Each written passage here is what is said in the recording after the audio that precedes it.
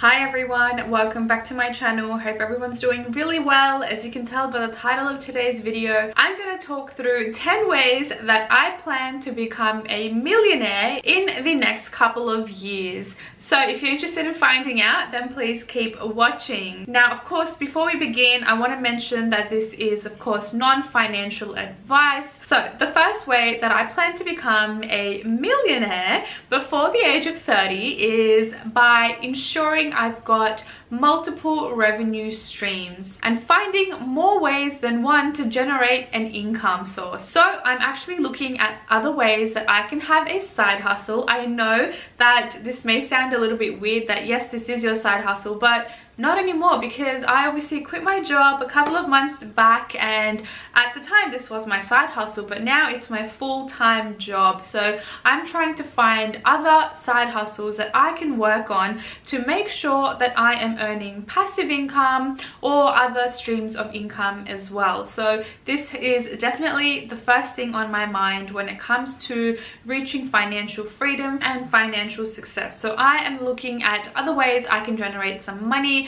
And recently I actually did do a video on my channel here, which I will link up there for you guys, and also down below if you want to check out some side hustle ideas that I did have for you guys. So definitely check that out if you're looking at, starting up your own side hustle. But personally for me, I am looking at finding other ways that I can make some extra bit of money. Now this may be, me just selling some of my old clothes on Poshmark, Depop, flipping, a lot of things that are going through my head at the moment. So yeah, that's definitely one way that I think I am going to become a millionaire. The second way that I plan to become a millionaire is to continue investing into real estate.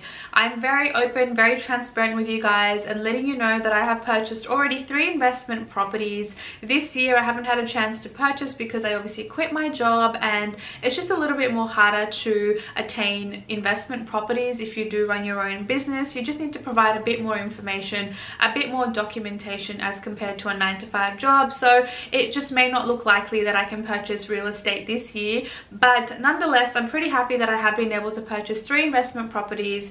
Not to brag, but I am 26 years old and I've got 3 investment properties, so I'm pretty happy with that, and I definitely recommend you guys look into that as well in case you are interested. I will leave my buyer's agent's details down below. He helped me to purchase all of my investment properties, so if you're based in Australia then definitely check him out. So when I am able to purchase more investments, you best believe I'm purchasing more investment properties. Number 3, this sort of ties in with the previous point, but I think a lot of people are worried about purchasing lots of investments and racking up their loans and having large amounts of debt. But for me personally, I think this is the cheapest way of increasing your financial freedom, your financial wealth down the track. I think debt is honestly free money. So basically what I mean by that is I've obviously got investment properties, and what I actually have done is when I purchased my first one, I obviously waited a little bit before I purchased my next one so that I could wait for the first one to appreciate in value. And once it did, I extracted some of the equity out and I purchased my second and third one. So that's essentially what I'll be doing moving forward as well. I think I'm not in the mindset to pay down my loans. I think that is not really a priority for me at this stage. I'm not even paying anything from my pocket, and if I can accumulate more investment properties, I'm definitely going to do it because money is honestly so cheap with interest rates so low at the moment. I think this is a perfect opportunity and the perfect way to accumulate your wealth. So that's what I'm going to be doing. The fourth way I plan to be a millionaire is just by changing my mindset and shifting my mindset about money and thinking about money in terms of a flow. I think a lot of people are very much attached to holding their money, seeing their money grow in a bank account, which is honestly just earning you less than like 1%, if that. So for me, I think changing my mindset about money and making sure that my money is flowing, making sure that I'm investing it constantly and not keeping it, stagnant in one place is definitely something that I'm going to be personally doing. doing. You see a lot of, you know, rich people out there, Elon Musk, you know, Jeff Bezos. They don't have money sitting in their bank accounts just like that, earning like 1%. They are actively, proactively going ahead and investing their money in things like cryptocurrency, NFTs, real estate,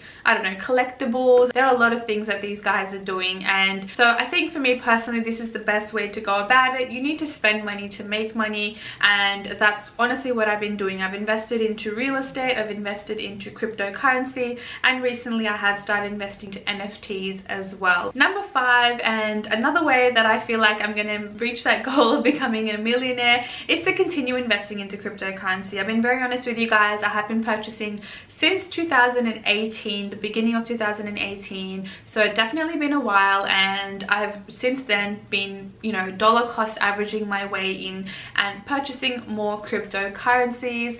I personally believe, I know a lot of people are going to disagree with me here, but I personally believe this is the future, this is where we're headed, and digital currency is honestly where it's at. I remember studying digital currencies in 2013 at university. I wish I had purchased Bitcoin back then, because now I would have been a billionaire, but that's okay. You got to start somewhere, and I've just been really happy that I'm able to dollar cost average my way through and really just try to accumulate as much cryptocurrency as I possibly can. If you're interested, I do actually have a referral code where you can get $10 worth of free Bitcoin if you do sign up with my link. I personally use SwiftX, and this is the crypto exchange where you can get the $10 worth of free Bitcoin if you want. I'll just leave it down in the description box in case you are interested. Number 6 is investing into NFTs. So NFTs are like the digital version of a real physical asset. For example, paintings, collectibles, you've got games, music, things like that. You will see a lot of NFTs going around where people are honestly selling their talents, selling their skills, like, you know, GIFs as well. I've recently looked into NFTs and I've purchased a few as well, and I initially thought that it was really dumb and I didn't actually believe it, but now that so many famous people, so many wealthy people are backing this, I just think, you know, they have some sort of knowledge and they know what's up, and I'm just gonna ride the wave and go ahead and see where it takes me, because this is the beginning. I wish I had done the same for Bitcoin, and I wish I had done that, you know, in 2013. I'm not going to take any regrets now, and I'm just going to give it a go, put a little bit of money away, and see where it takes me. And NFTs run on the Ethereum project or Ethereum blockchain. Don't know if that's the right terminology. I'm still trying to learn my way around it, but you do need to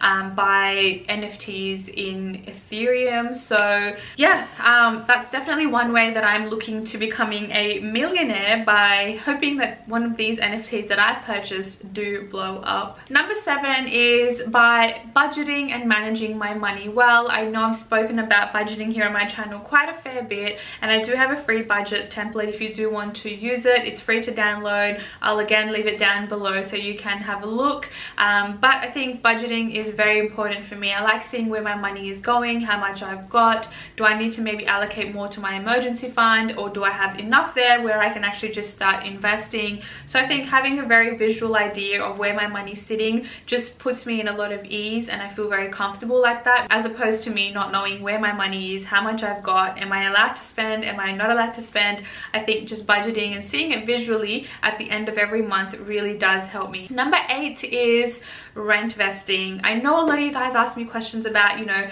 why do you have investment properties? Why don't you live in your properties? And honestly, the truth is I don't want to live in those properties, because I don't want to have a big mortgage under my name. And of course, these are investment properties. I haven't bought properties that are worthwhile for me to live in. These are all regional properties. I have no intention of living regionally. I do want to live in Sydney, and at the moment I can't afford living in Sydney. So my way is rent vesting, where you rent where you want to live so it doesn't sort of affect your lifestyle, but you have enough income to invest elsewhere. And once you're ready and you're ready to settle down and you know exactly where you want to live, then you can sell a few of those investment properties to buy your dream home outright, instead of having a mortgage that you need to pay for the next 30-40 years. I just think is very silly, and you know, given the times that we're in at the moment, it's very expensive to buy in Sydney. So that's the plan of attack for me, and it's honestly been working. Number 9 is educating myself about personal finance. There are a lot of podcasts out there, a lot of books out there where you can learn from and really get some good financial tips and advice on what you can do to maximize your savings, you know, delve into investing, what you can really do to make sure that you are on track to reaching financial freedom for yourself as well.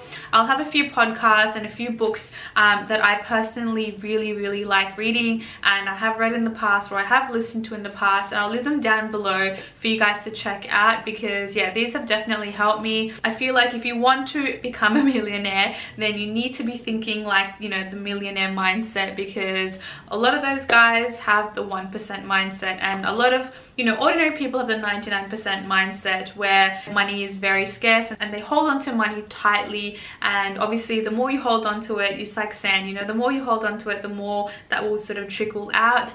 And I want to have the millionaire mindset where, you know, money is flowing, you're investing money, you're not holding on to it, and you want your money to really work for you and earn you, you know, passive income while you're asleep. So I think having a mindset like that and really educating yourself can really be beneficial. And the last one on how I'm going to become a millionaire is by just being a little bit more mindful about my money, my spending habits, and really just becoming aware and not just, you know, blatantly, you know, swiping the credit card, and really not just, you know, spending your money like you've got an abundance of it. I think just being very thoughtful, very aware, and very sort of intentional about your spending habits, I think is definitely key. So those are the top 10 ways that I am going to become a millionaire before 30. So I really hope you enjoyed this video. If you did, then please do subscribe to my channel down below, and check out the information in the description box as well for all of the referral codes, the bonuses to sign up, and my podcast and book recommendations as well. But that's it guys, I'll catch you in my next video. Thank you. Mwah.